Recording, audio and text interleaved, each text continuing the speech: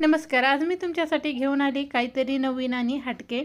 तर तुम्ही अनेकदा भजी हे वेगवेगळ्या प्रकारची जशी कांदा भजी, बटाटा भजी खाल्ली असेल, तर आज आपण अगदी वेगळी करणार आहोत. ती म्हणजे ओल्या नारळाची भजी आणि त्याच्यासोबत ताकाची गरमागरम कढी. नाव ऐकतात तोंडाला पाणी सुटणारी ही कढी आणि भजी कॉम्बिनेशन एकदम मस्त आहे. नक्की करून पहा. चला मग सुरुवात करू. तर सुरुवातीला आपल्याला घ्यायचं आहे ओलं नारळ. तर एक नारळ आहे, त्याचे काप मी या पद्धतीने करून घेतले. एका मिक्सरच्या भांड्यात हे घालून घ्यायचे. 3 याच्यामध्ये मिरच्या घालायच्यात. त्याच्यानंतर अर्धा इंच आलं घालायचं आणि घालायचं आहे लसण पाकळ्या 7 ते 8 घालायच्या. अर्धा ग्लास पाणी घालायचं आणि या पद्धतीने आपल्याला एकदम बारीक असं याला फिरवून घ्यायचं आहे. आता एक चाळणी घेतली. चाळणीवर हे सगळा चव नारळाचा घालून घेतला.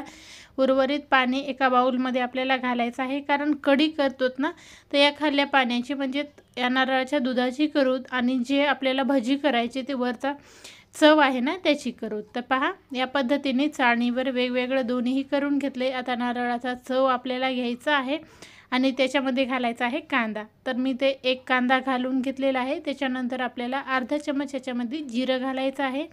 जिरं घालून झालं की अर्धा चमचच आपल्याला ओवा घालायचा, तेही हातावर चोळून. चवीपुरतं मिरची पावडर घालायचं आहे, म्हणजे अर्धा चमच. चवीपुरतं मीठ घालायचं आहे. अर्धा चमच धने पावडर घालायचं आहे. अगदी थोडंसं आपल्याला इथं हळद घालायची आहे.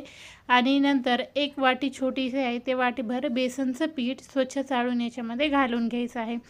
अगदी जसं लागेल तसं तुम्ही घालून घेऊ शकता. एका नारळाचा चव आहे, थोडाफार कमी जास्त होऊ शकतो. आपण एकदम कोरडा करून घेतलेला आहे, खूप ओलसर नाही. ओलसर झाला तर पिठाचं प्रमाण खूप जास्त लागणार आहे आणि भजी आपली हे कडक होणार आहे. त्याच्यामुळं काय करायचं आहे, मी पूर्णपणे याचं पाणी काढून घेतलं आहे आणि याच्यामध्ये भिजेल इतकंच मी पीठ घालून घेतलेलं आहे, बेसन पीठ म्हणजे चणा डाळीचं पीठ. आणि नंतर कोथिंबीर घालायची आणि छान असं हलवून घ्यायचं. पहा, या पद्धतीनं आपल्याला खूप सैलसर किंवा खूप असं गच्च पीठ करायचं नाही, या पद्धतीचं पाहिजे. हातावर एक हलकासा गोळा येतोय ना, अगदी त्याच पद्धतीचं.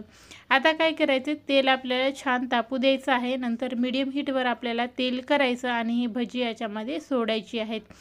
तर जेव्हा तुम्ही टाकताय ना, तेव्हाच आपल्याला झारी लावायची नाही, नाहीतर काय होतं, त्याचा लगदा होऊ शकतो. छान एका साईडला सेट होऊ द्या. एक 1.5 ते 2 मिनटासाठी तळू द्या. 1.5 ते 2 मिनिट झाले की छान याला हलवून घेऊता आणि दोन्हीही साईडनं असंच आपल्याला याला आलटून पलटून हे तळून घ्यायचे आहेत. मीडियम हीटवर करायचं म्हणजे छान अशी तळतात आणि तळल्याच्या नंतर याची चव ना अफलातून लागते. अशी ही भजी खायला छान लागतात, पण आज आपण कढीसोबत करणार आहोत त्याच्यामुळे मजाच वेगळी आहे. तर याच पद्धतीने आपल्याला 3 मिनिटाच्या नंतर छान असे तळल्या जातात. आपण काढून घेऊत. आता करूत कढी. त्याच्यासाठी मी ते वाटीभर दही घेतलेलं आहे. दही एका बाउलमध्ये घालून घ्यायचं. त्याच्यामध्ये आपल्याला वाटीभर बेसनचं पीठ घालायचं आहे आणि या पद्धतीने सुरुवातीला आपल्याला फेटून घ्यायचं आहे. आता फेटून झालं की आपण नारळाचं जे दूध किंवा पाणी आहे ना, ते बाजूला ठेवलं होतं ते याच्यामध्ये घालूत आणि त्याच्यानंतर आपल्याला याच्यामध्ये घालायची आहे हळद आणि मीठ. आता चवीपुरतं तुम्ही मीठ कमी जास्त तुमच्या आवडीनुसार करून घेऊ शकता. मी अर्धा चमच इथं मीठ घातलेलं आहे, पाऊण चमच घातलेली आहे हळद. छान हलवून घेऊता. एकजीव झाला की आता त्याला फोडणी देण्यासाठी घेऊता. तर कढईमध्ये पहा 2 चमच मी तर तेल घालून घेतले. त्याच्यानंतर अर्धा चमच जिरं, अर्धा चमच मोहरी घालायची आहे आणि घालायचं आहे आलं लसणाची पेस्ट. मी जाडसर असं वाटून घेतले, खूप बारीक केलं नाही. आलं लसण 25 पाकळ्या एक असतील लसणाच्या, छोट्या आहेत ना, मग थोड्या जास्त घेतलेल्या आहेत. त्याच्यानंतर 1 इंच आलं घातलं आहे. आता हे छान आपल्याला हलवून घ्यायचं आहे. त्याच्यानंतर आपण मिरची पावडर इथं मिरचीचा ठेचा घातलेला आहे, हिरव्या मिरचीचा. तर 4 मिरच्या आहेत, याचा ठेचा मी घालून घेतला आहे. छान हलवून घ्यायचं. त्याच्यानंतर एक कांदा याच्यामध्ये घालून घेतला आहे आपण आणि याला सर्व जिन्साला आपल्याला थोडंसं लालसरपणा येऊ द्यायचं आहे, म्हणजे छान असं फोडणीमध्ये याला तळू द्यायचं आहे. फोडणीमध्ये छान तळले, तुम्ही पाहू शकता हलकासा कांद्याचा कलर बदललेला आहे.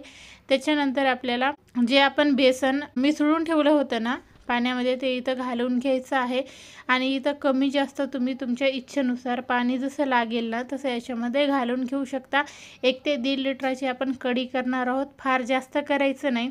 आणि सारखं आपल्याला जेव्हा फोडणीमध्ये घालतो ना तेव्हा ढवळत राहायचं आहे, जोपर्यंत उकळी फुटणार नाही ना तोपर्यंत. आवडीनुसार त्याच्यावर कोथिंबीर घालून घ्या आणि छान दणदणीत एक उकळी फुटू द्या. म्हणजे शिजायला एक 10 ते 12 मिनिट छान शिजू द्या, म्हणजे दाटसरपणा येतो. तुम्ही पाहू शकता कढीला आपल्या खूप छान दाटसरपणा आलेला आहे। आता आपल्याला द्यायचा आहे त्याला तडका। त्याच्यासाठी इथं 1 ते 1.5 माप मी तेल गरम करून घेतले। त्याच्यात अगदी थोडंसं आपल्याला हिंग घालायचं आहे, पाऊण चमच। थोडंसं जिरा आणि मोहरी मी अर्धी पाऊण चमच इतकी घातलेली आहे। आणि त्याच्यानंतर आपल्याला याच्यामध्ये घालायचं आहे मिरची पावडर। तर अर्धा चमच मी मिरची पावडर घातलेलं होतं। सुरुवातीला जर घातलं ना कढीला तेवढा कलर येणार नाही, पण आता जर घातलं ना खूप सुंदर असा कलर येतो। तर तडका याच्यावर घालून घेतलेला आहे आपण। उर्वरित आपल्याला काय करायचे, छान अशी याला उकळी फुटू द्यायची। अजून एक 2 ते 3 मिनिटासाठी शिजून देऊता आणि याच्यामध्ये लगेचच घालूता भजी जी ओल्या नारळाची केली ना ती। तर पहा भजी घालून झाली की त्याच्यावर कोथिंबीर घालायची, म्हणजे काय एकदम मस्त आणि ही एकदम चवदार लागणारी आपली कढी आणि त्याच्यासोबत नारळाची भजी ही तयार आहे। मी वरतीच कढी आहे ना तेव्हाच भजी घालून घेतली। तुम्ही जेवायला जेव्हा बसताय ना तेव्हा जरी घालून घेतल्यात तरीही चालेल। मी लगेचच आताच हे वाढायला सुरुवात करणार आहे म्हणून मी आताच घालून घेतलेली आहे। जेव्हा तुम्ही जेवताय ना तेव्हा घालून घ्या आणि या पद्धतीची ही कढी आणि भजी नक्की करून पहा, तुम्हाला नक्की आवडणार आहे। आवडला असेल तर लाईक करायला विसरू नका, त्याचबरोबर चॅनलला सबस्क्राईब देखील